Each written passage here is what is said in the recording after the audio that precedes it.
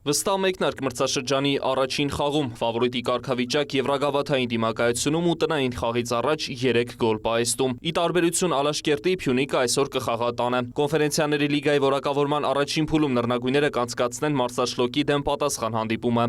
Մենք բավական դժվար խաղ ենք սպասում ու մենք թիմի հետ զրույց ենք ունեցել, մենք մաքսիմալ կենտրոնացած պետք է մտնենք դաշտ, սկսում ենք 0-0 հաշվից։ Այդպիսի տրամադրվածություն ենք ունենալու։ Բնական է յուրաքանչյուր խաղում էլ թերություններ լինում են, առավել ևս որ մենք խաղային սխեմա ենք փոխել, դետալներ կա, որոնց վրա աշխատել ենք ու վաղը հուսով եմ, որ այդ փոփոխությունը էլ ավելի լավ ազդեցություն կունենա մեր խաղի վրա։ Մալթայի Պրեմիեր լիգայի 2007 թվականի չեմպիոնին Հայաստանի ամենատիտղոսակիր ակումբը արդեն իսկ ցույց է տվել իր եվրագավաթային փորձը։ Մալթայում կայացած խաղում Մոմո Յանսանեի, Արտակ Դաշյանի ու Միխայել Կովալենկոյի գոլերին ձկնորսական թիմը այդպես էլ չկարողացավ պատասխանել։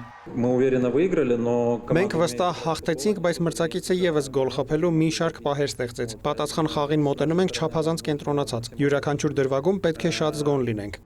Մաքսիմալ կենտրոնացած ու հոգեբանորեն տրամադրված, հենց այսպես են նռնագույները մոտենում Եվրագավաթում տնային առաջին հանդիպմանը։ Փյունիկ Մարսաշլոկ խաղի ընթացքին կարող եք հետևել առաջին լրատվական ալիքի ուղիղ եթերում, իսկ Ելիմայ Ալաշկերտ հանդիպումը կլինի առաջին ալիքի ուղիղ եթերում։